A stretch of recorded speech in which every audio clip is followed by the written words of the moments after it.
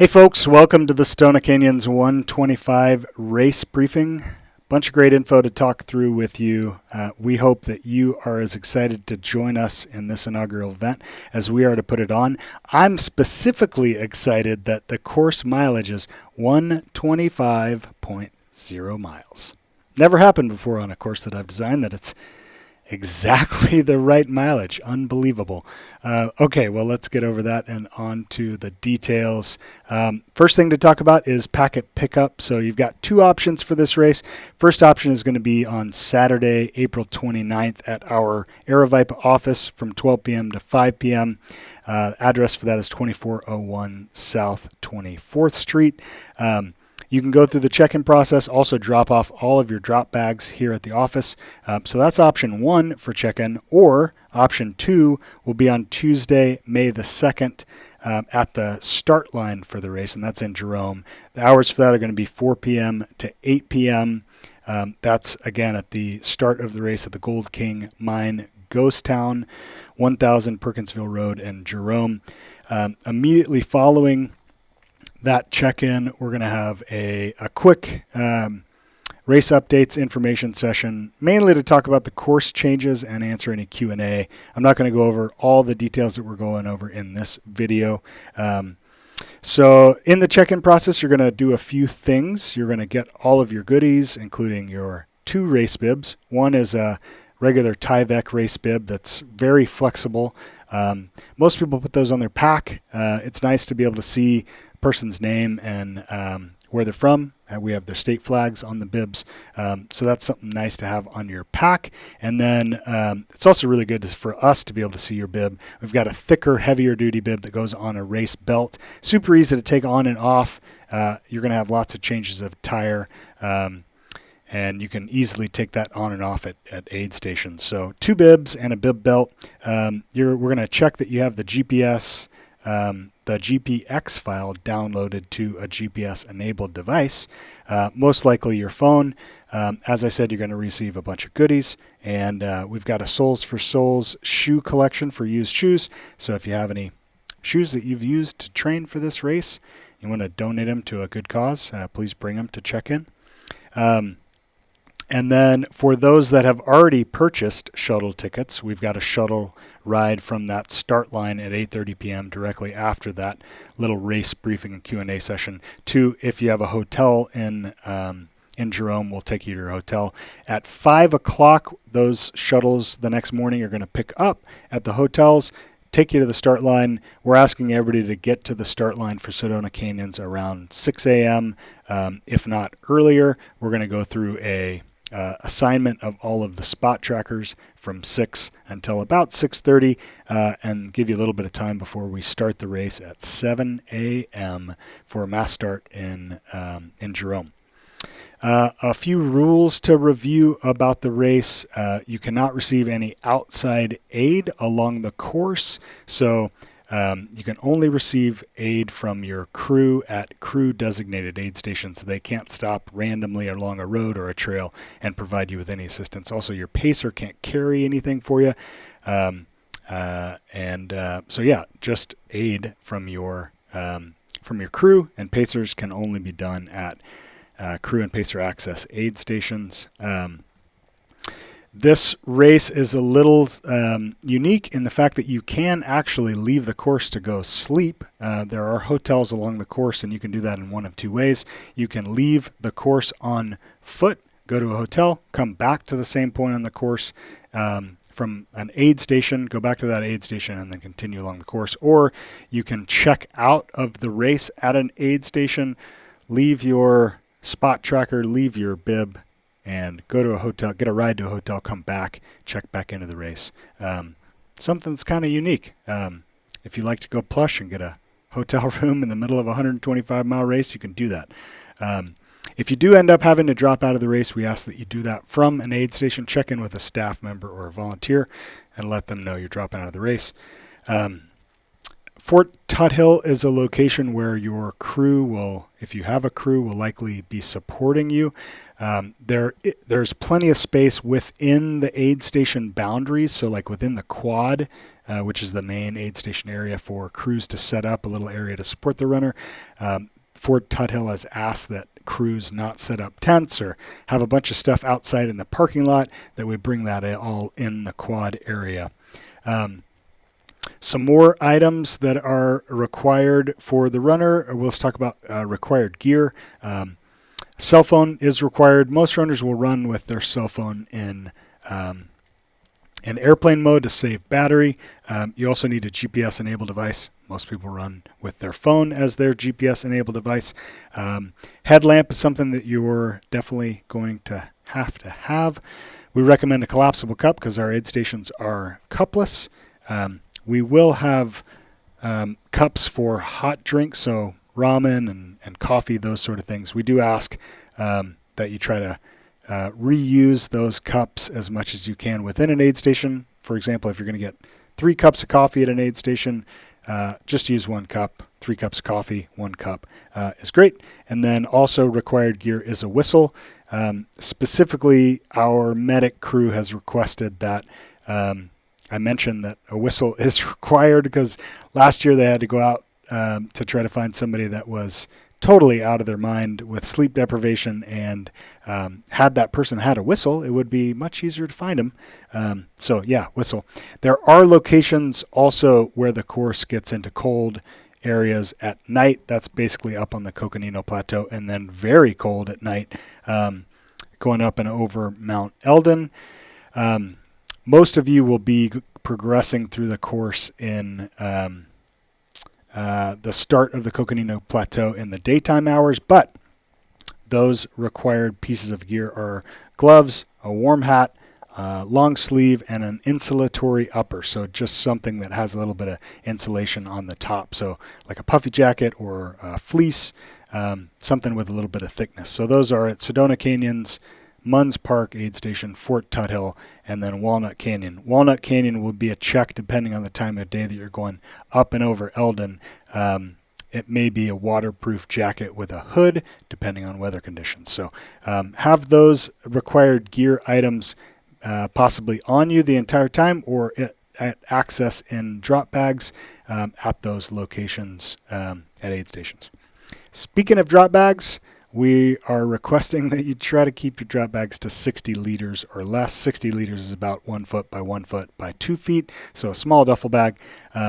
Label them clearly, please, with your bib number and the location. We don't need your name. We don't need the mileage. We just need the bib number and the aid station name. And then as you progress through the course and you use your drop bag, we have a used drop bag pile. That'll help us get that drop bag shuffled to the finish line to meet you before you're at the finish line. Your drop bag will be at the finish line. If you don't move your drop bag to the used pile, we may not get it there until everybody's finished the race. So help us out by moving those drop bags, please. Speaking of bib numbers are out. They're on our website. If you go to the race info page on cocodona.com, you can go look at all of your bib numbers. So those are out. Let's talk a little bit about the course in particular. So we've got the course zoomed out here. Full course shown now on the screen.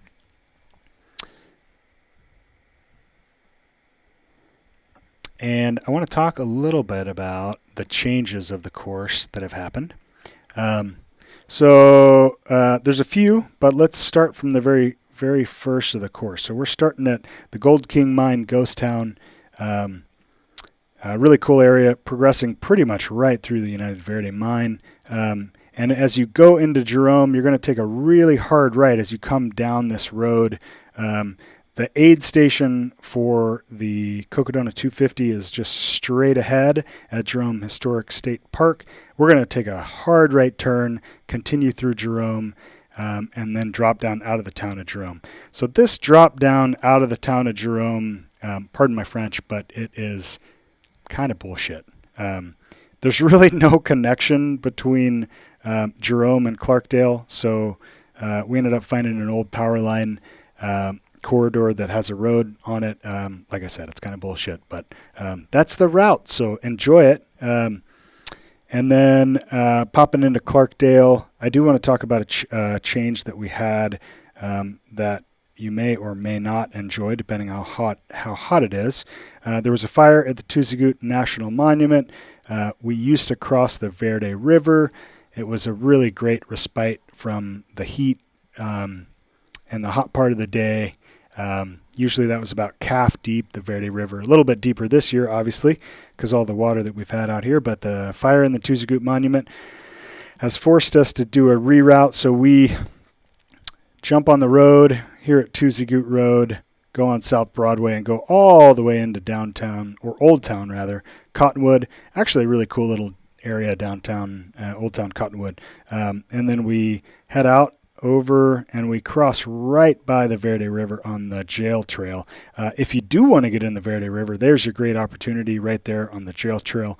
Jump on in, cool off, but you don't have to, because we're going to cross on this bridge and then go right into Dead Horse State Park. So the next section, I'll skip ahead and talk about the section going into Sedona. So you have a treat. You're definitely hitting this during the daytime. Sedona is one of the most amazing places on earth, and the red rock walls are pretty stunning. You're going to get the big views the entire time, but it's also likely going to be quite hot. So we've got 2 water stations for you. At mile 24, you've got Deer Pass. Between Deer Pass and leaving Sedona, you've got 2 water stations. So between mile 24 Deer Pass and mile 38 Sedona, we've got an aid station for you at the high school right on Red Rock Road. It's mile 30. And then you're going to come into the high school at the aid station in Sedona. And then let's talk a little bit about the crossing of Oak Creek. So there was a possibility that we were going to have to reroute the course depending on the water level of Oak Creek. Right now it's looking like Oak Creek is going to be low enough to cross. I'll have a final call on that and an email sent out on the evening of the 27th. So that's Thursday evening, but it's looking like right now the water levels are going to be just fine. So I think we're head out of Sedona, headed northwest, cross under the beautiful Midgley Bridge, cross Oak Creek, which you are definitely going to get your feet wet. There is no avoiding that. That's around mile 46, 47, and then you're going to take a big burly climb up Kazner Canyon to get to the water station at mile 48. So this is, like I said, it's a big burly climb from that water station at mile 48 all the way. It's almost all the way to Tuthill, but it's not quite. So all the way to 78. So from 48 to 78, you've got really nice butter smooth forest roads. So all the way through Schnebley Hill and Munns Park, and then all the way up to Kelly Canyon, you've got nice forest roads. We used to be on single track through a lot of this section, but the previous course changes and the course changes that have happened in the Flagstaff area have caused us to have to shorten the course back to the 125.0 mile mark, and a lot of that was changing us to forest roads. So that's what we're doing. Okay, another course change, jumping ahead to Walnut Canyon. So in between Fort Tuthill and Walnut Canyon, right as you're approaching the mile 100 mark, Forest Service has rerouted a bunch of or a large section of the trail in the Walnut Canyon area. And it's a really awesome trail now, great quality trail, but it did add a couple of miles. So that's a new section of trail. And then let's talk about snow conditions going up Eldon. So the trail going up Eldon is patchy at best. There is really not much snow because you're mostly a southeast facing aspect. It's pretty clear until you get to the very top, and then there's a very short section of snow that you'll go through. Once you reach the top, we've rerouted off of Sunset Trail where we used to be to stay on the road all the way down to the base of Mount Eldon because that trail is under 3 feet of snow. So we're going to be on the road. The road's totally dry. We did have to shift the aid station location of Mount Eldon just slightly. brought it a little bit closer to the peak, and then, like I said, we're going to be on the road all the way down. So all the way down, that's going to take you straight to the finish line. So those are the course changes. Another item to note is at Fort Tuthill, which is your mile 86, 7 a.m. on Friday, May the 5th. We're going to have the starters from the Eldon Crest 36-mile race starting. So if you are on the very back end of the 125-mile distance, you might be joined with some 36-milers. Cool. Okay, so that's the course and the most recent course changes. The course file on CalTopo is 100% finalized. I do not expect any more course changes. You are free to go ahead and download that file on CalTopo. One note that I would say, it's the most common mistake when downloading that GPX file is the file type that you export in CalTopo. It's the standard file type that is the computer chooses is not a GPX handheld device. You want to choose GPX handheld device. Okay, let's talk a little bit about course marking. So we don't overmark this course. We feel it's adequately marked. It's definitely marked to a graduate trail runner perspective. Intersections are going to be marked straightforward, and they're going to have a wrong way marker as well. The straightaways, we're going to mark a lot less. There's going to be a lot less of the confirmation markers, maybe every half mile or 3/4 of a mile. Self-navigation is a big part of the expectation with this race. That's why we're requiring you to have the GPS-enabled device with the course file downloaded. The course marking will primarily be one of two things: orange flagging tape that's black polka dots, and we'll also have a reflective ribbon on that black polka dot orange flagging tape, and then or pin flags that have an Aravaipa logo, and that'll also have a reflector on it. That's the primary course marker. There will be sections where we want to make sure you go in the right direction, and we've got an actual arrow sign that's pointing a specific direction. And some of the paved sections in town, we've actually got an 8.5 by 11 sticker that goes right on the pavement with the direction on it. So those are your course markings. Wrong way is marked with a blue and white checkerboard tape. So if you see blue and white checkerboard, stop and take a few steps back. Cutoff times for Sedona Canyon's 125. Overall cutoff is 75 hours. That's a really long and generous cutoff for a 125-mile race. The cutoff is actually designed for the Cocodona 250 race, which they are going concurrently. That's why it's such a long cutoff. It's not such a difficult course that it requires that 75-hour cutoff, but we'll be out there, so go ahead and take the full amount of time if you really want to. Speaking of long time out on the course, we do have 3 sleep stations for you. The Sedona Posse Grounds Park Aid Station is an indoor heated space. The Munns Park Aid Station is also an indoor heated space. Those are both cots. Same with the Fort Tuthill location, heated space, indoor, cots. So you've got those 3 options. We're not providing bedding, just the cot. So if you do want to take a nap at one of those locations, please pack your drop bag with a sleeping bag liner or a sleeping bag. Like I said, they're heated spaces, so it's not going to be really cold in there. Feel free to take a trail nap wherever you want. And speaking of trail naps, if you do see somebody crashed out on the side of the trail, most likely they're taking a trail nap. So don't ask them if they're okay, because they're just taking a little siesta. For your crew, this is a note for your crew if they're following along on the course supporting you. We do have 2 locations where we have trash and recycle dumpsters on the course. We're going to have a recycle crew out sorting recycling to make sure we get our diversion up as high as we possibly can. So a place where your crew can drop their trash and recycling is the Sedona Aid Station in Sedona Posse Grounds Park, and at Fort Tuthill. Please don't drop your crew's trash anywhere else on the course or any other aid station or at the finish line. Please, those 2 areas.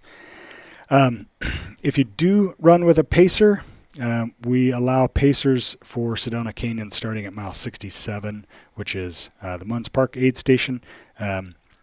Again, I stated this, but pacers can't carry anything for their runner. They can just provide mental and emotional support. Come on, guys and gals. We will have a spot tracker issued for every runner on this course, so that's a GPS tracking device for where your friends and family can follow you along as you progress along the course. It's about the size of a large matchbox or a beeper, if you're old enough to remember what that is. It has a little Velcro sleeve. We'll put it up on the top of your shoulder. And just leave that on for the whole race, and it'll track your location. We do have shuttle tickets. We do have shuttles offered for the Sedona Canyons 125-mile race. Those tickets are no longer for sale, but if you have purchased tickets, there's a shuttle from Flagstaff to the start line before the race on Tuesday, May the 2nd. It departs Flagstaff from the parking area at 4 p.m. It's about an hour and a half drive, so you'll get there to the start line on Tuesday about 5:30 p.m. The parking area in Flagstaff is at the northwest corner of Cherry Avenue and Beaver Street. There is a way to pre-purchase a parking ticket for multi-day parking ticket for that parking lot. It's in the runner guide. Go to the parking section. That's where the shuttles will pick up at 4 p.m. on Tuesday, May the 2nd, and take you to the start line. Yeah, that's most of the info. Now I want to thank our partners for helping us bring this race together. First and foremost, I want to thank Flagstaff for allowing us to finish the Sedona Canyons 125 race in downtown Flagstaff. We really appreciate the support, Flagstaff. You are an awesome and beautiful town, and we love finishing the race there. Gnarly is providing the electrolyte replacement for the race. At all of the aid stations, we'll have Gnarly Fuel 2.0. Thanks, Gnarly, for that. Catula is a great company that's based in Flagstaff. Been a long-time partner with Aravaipa Running. They make really good traction devices for winter and also gaiters, so check out their gaiters because highly recommend having gaiters on a course like this. Satisfy Running makes amazing highly technical apparel that is super cool, and they are a sponsor, and we appreciate that. Speedland makes probably the best shoes on the market, great partner of ours. Spring Energy, man, I don't know that there's a better tasting nutrition gel out there than the Awesome Sauce. So thanks, Spring Energy, for supporting. You guys are going to get in your goodie bags, you're going to get a Spring Energy product. And you're also going to get a Squirrel's Nut Butter anti-chafing stick from Squirrel's Nut Butter, another Flagstaff local company. Great folks over there. We're super happy to be partnered with Squirrel's Nut Butter. Tonry Sunscreen is a partner. They're providing the sunscreen at all of the aid stations. Ultra Aspire, makers of arguably the best hydration packs on the market, and also a bunch of great trail lights as well. So check out Ultra Aspire. And finally, Wilderness Volunteers. They are our partner nonprofit for the Sedona Canyons 125 race. They put on trail maintenance camping projects in wilderness areas all over the world, really affordable trips. Think about joining them for a trip to a beautiful location and doing some good on some beautiful trails. Speaking of beautiful trails, you guys are going to experience a very beautiful section of central Arizona, starting in Jerome, going through the Verde Valley, the beautiful red rocks of Sedona, up onto the Coconino Plateau, getting a view of Flagstaff from Mount Eldon, and then finishing downtown. I'm super excited for you to experience the course. Thanks for joining us for the inaugural year, and see you soon, folks. Thanks.